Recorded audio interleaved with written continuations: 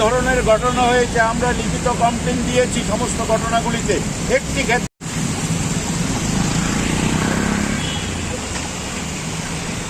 বসে মোহনপুরে, সে বামুটিয়াতে, সেখানে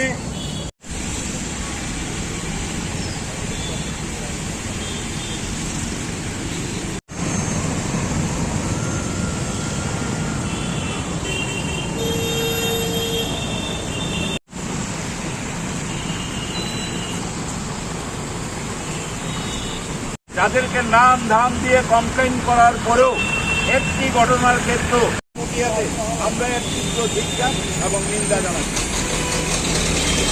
লাঠি সোটা রড নিয়ে আক্রমণ করেছে, কোথাও সব অংশের মানুষ।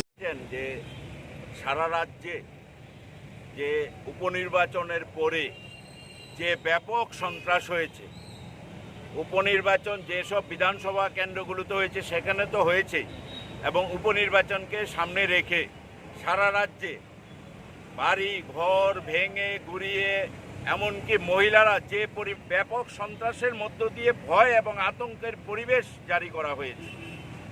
মুখ্যমন্ত্রী নীরব, কোনো ভূমিকাই নেই। এই রাজ্যে যে একটা মন্ত্রিসভা আছে, রাজ্যের যে একটা মুখ্যমন্ত্রী আছে, আইনের শাসন তো নেই, মানুষ কথা বলতে পারে না, একটা জঙ্গলের রাজত্ব কায়েম করে রেখেছে।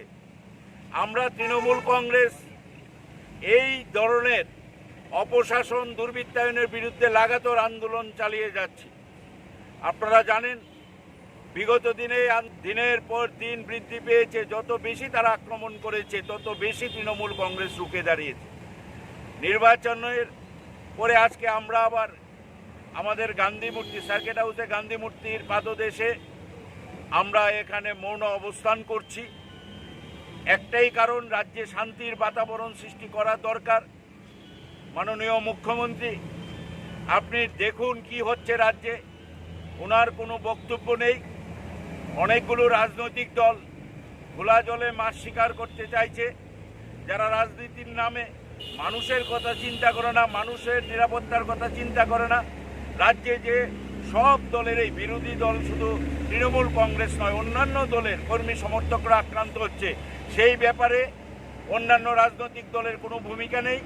ওদের শুধু কি করে ক্ষমতায় আসা যায়, নীতিহীন আদর্শহীন একটা রাজনীতি কায়েম করার চেষ্টা চলছে।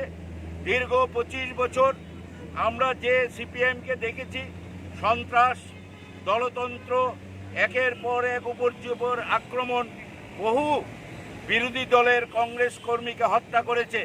আজকে আবার সেই 1978 সালের মতো আবার সিপিএমকে আবার ক্ষমতায় এনে দেওয়ার একটা প্রচেষ্টা শুরু হয়েছে। আমরা এর তীব্র বিরোধিতা করি। আমরা ভারতীয় জনতা পার্টির এই যাতে কমিউনিস্ট পার্টি সেই অপশাসন, দলতন্ত্র, দুর্নীতি আবার এই রাজ্যে ফিরে না আসতে পারে, তার জন্য আমরা দৃঢ় প্রতিজ্ঞ। কোনোভাবেই আমরা যেমন ভারতীয় জনতা পার্টির অপশাসনের বিরুদ্ধে, তেমনি আমরা এই রাজ্যে কমিউনিস্ট পার্টির সুদীর্ঘ দলতন্ত্র, অপশাসন, দুর্নীতির বিরুদ্ধে। আমরা চাই অবিলম্বে রাজ্যে শান্তি কায়েম হোক এবং সরকার